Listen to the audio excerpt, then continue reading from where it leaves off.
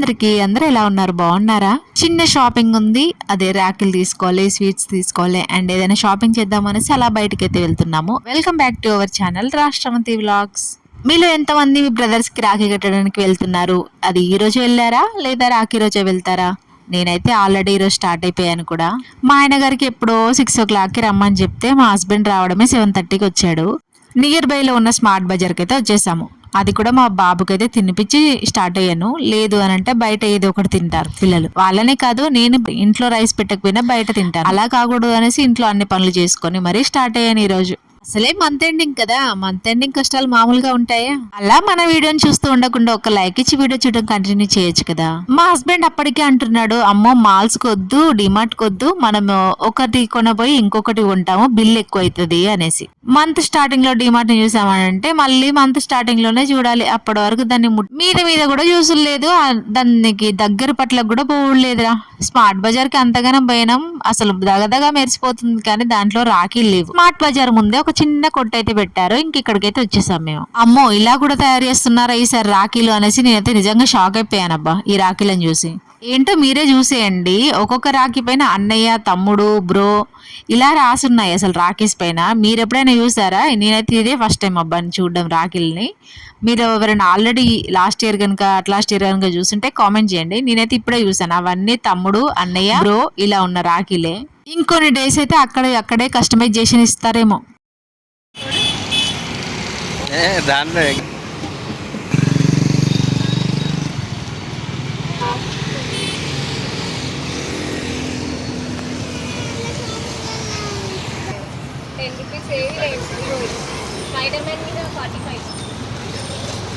అలా ఇంకా అక్కడి నుంచి రాఖీలు తీసుకొని అయితే మేము స్టార్ట్ అయిపోయాము. ఇక్కడ స్వీట్స్ తీసుకుందాం అనేసి అనుకున్నాం కానీ ఇంకా స్వీట్లు కూడా ఇందులో బాగాలేవు అసలు స్మార్ట్ బజార్లో. ఇంకెలాగో వచ్చాము బయటికి కదా, డీమార్ట్కి వెళ్దాము అనేసి ఇక్కడ డీమార్ట్కి అయితే స్టార్ట్ అయిపోతున్నాం. మా హస్బెండ్ నన్ను కంట్రోల్ చేస్తే నేను మా చిన్నోని కంట్రోల్ చేస్తున్నా ఏం తీసుకోకూడదు అనేసి. కానీ జనాలు మాత్రం నార్మల్గా లేరురా, అసలు ఎక్కడ చూసినా జనాలే.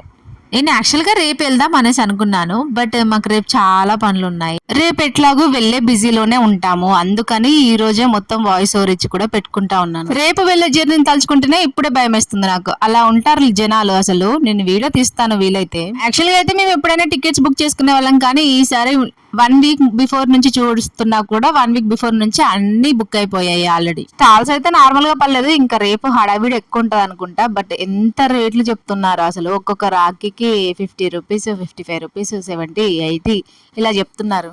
డిమార్ట్ లో కొద్దిగా ఆఫర్స్ ఉంటాయి కదా ఏదైనా అనేసి ఇంకా అక్కడికైతే వెళ్ళిపోయాము. ఈ రాఖీకి 3 days ప్లాన్ అటే వేద్దాం అనేసి అనుకున్నాను. అదే ఫ్రైడే, సాటర్డే, సండే.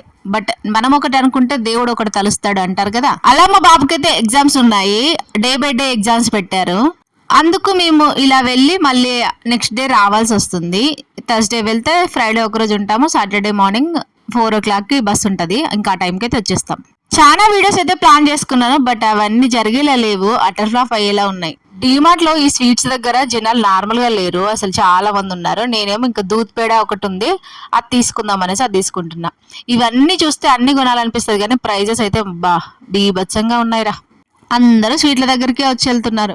నేను ఎప్పుడు బిఫోర్ డే ప్లాన్ చేయలేదు ఇలా రాఖీలు కానీ స్వీట్స్ కానీ తీసుకోవడం. ఈసారి చేయడానికి రీజన్ ఏంటంటే మేము వెళ్ళేసరికి చాలా నైట్ అయిపోతుంది. మళ్ళీ నెక్స్ట్ డే మార్నింగ్ మేము ఇంకా ప్లాన్స్ వేరే ఉన్నాయి, అందుకు నాకు తిరగడం కుదరదు. మా హస్బెండ్ వెళ్తే ఏదో ఒకటి తీసుకొని వస్తాడు. ఎందుకు ఎలాగో ఖాళీగానే ఉన్నాను కదా ఈ నైట్ అనేసి అలా వెళ్ళాను అన్నాడు బయటికి.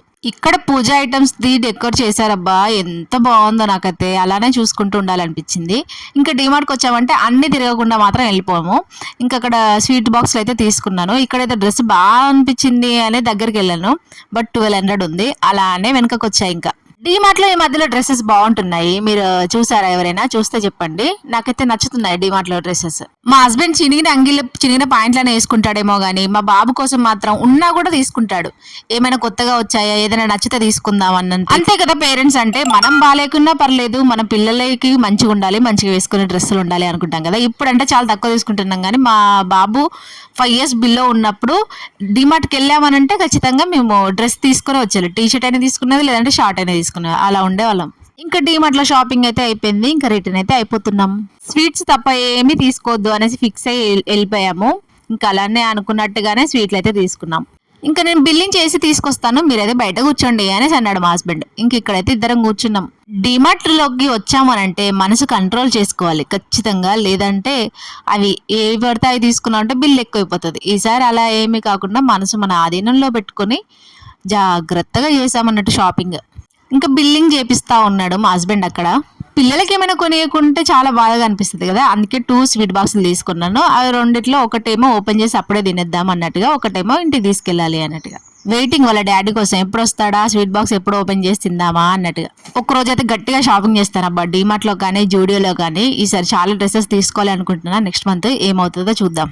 ఈ డ్రెస్ నేను వేసుకున్న రోజు బాగానే ఉంది, కానీ దాని తర్వాత నాకు ఎంత ఇరిటేటింగ్ గా ఉంటుందంటే వేసుకున్న రోజల్లా బగ్గుమంటుంది ఒంటిపైన వేసుకోగానే, అస్సలు బాగాలేదు.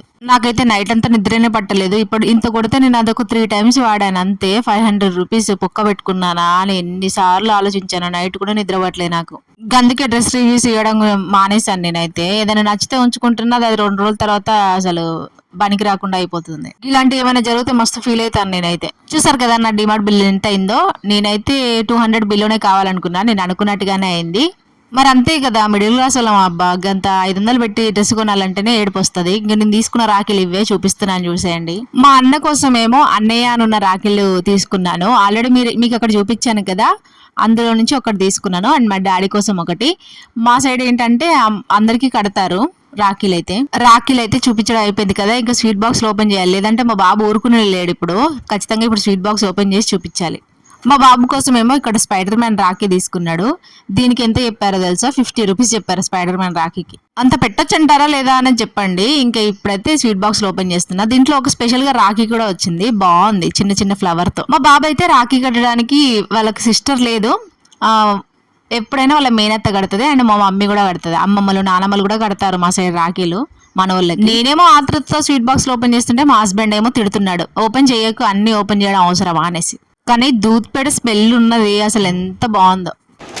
ఇంకొక దాంట్లో చూడు మమ్మీ, ఇంకొక దాంట్లో యాకి వచ్చిందా చూసుకో, చూడు యాకి వస్తే మళ్ళీ మనం ముక్కి మంచి అట్లా యాకి ఫుల్ యాకీస్ వస్తాయి. అసలుకే మా మమ్మీకి అసలు లేదు, నేనైనా హెల్ప్ చేస్తా.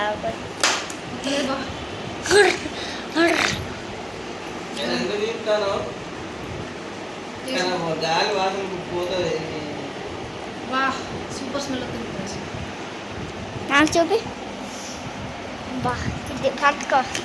ఇక్కడైతే ఇంకా రైస్ తినేస్తున్నాను. ఆల్రెడీ వాళ్ళిద్దరు తిన్నారు. ఈ మధ్యలో నేను కింద పడుకుంటున్నా, ఎందుకంటే నాకు బెడ్ లో పడుకుంటే ఫుల్ గా బ్యాక్ పెయిన్ వస్తుంది. అసలు స్ప్రింగ్ మ్యాట్రెస్ అంటారు కదా, మాది వచ్చేసి స్ప్రింగ్ మ్యాట్రెస్. ఇయర్ లో 1 day ఉంటది అలా, లేదంటే నేను ఊరికనే కూర్చొని ఇలా వాయిస్ ఓవర్ ఇవ్వడం కానీ ఫోన్ చూడడం వల్ల చేస్తున్నాను కదా, అది కూడా బెడ్ లోనే కూర్చుంటాను ఎక్కువగా. దానివల్ల బ్యాక్ పెయిన్ వస్తుందేమో అనేసి అనుకుంటున్నా. అందుకే కింద పడుకుంటే 2-3 days లో సెట్ అయిపోతుంది. ఊరు వెళ్ళే రోజు మా టెన్షన్ ఎంతలా ఉంటది అని అంటే, ఆ టెన్షన్ పడడంలోనే సగం టైం వేస్ట్ అయిపోతా ఉంటది. అట్లా ఉంటది మాతోని. చూసారు కదా, అన్ని నా చుట్టూ పెట్టుకొని తినేస్తున్నాను, ఏదో మొత్తం నేనే తిన్నట్టుగా. మా హస్బెండ్ కూడా తిట్టాడు కాసేపు, అవన్నీ అక్కడే ఉంటాయా, నువ్వు అట్లనే తింటున్నావు అనేసి. ఇంకా ఇది వెళ్ళేసి అయితే వచ్చాను. ఇంకా ఇంతే వ్లాగ్ అయితే ఇంతటితో ఏం చేస్తున్నా చెప్పాను కదా, కింద పడుకుంటున్నాం అనేసి. ఇంకా బెడ్లు అయితే వేసేసాను. మా హస్బెండ్కి ఏమో కింద పడుకుంటే బ్యాక్ పెయిన్ వస్తుందట, నాకేమో పైన పడుకుంటే బ్యాక్ పెయిన్ వస్తుంది. ఇంత డిఫరెన్స్ ఉంటుంది చూడండి ఒక్క ఇంట్లో. స్కూటీ తీసుకున్నాను కదా మొన్నే, దానికి నేను దాన్ని ఏమంటారు హెల్మెట్ కూడా తీసుకున్నాను. సారీ, హెల్మెట్ అది, దాన్ని అయితే వాడట్లేదు. ఇంకా ఈ వీడియో అయితే ఇంతే. నచ్చితే లైక్ చేయండి. Thank you so much for watching అండి. ఇంకా మంచి వీడియోతో ముందుకు వస్తాను. అంతవరకు కొంచెం వీడియోస్ కి సపోర్ట్ చేయండి. మానిటేషన్ దగ్గరలో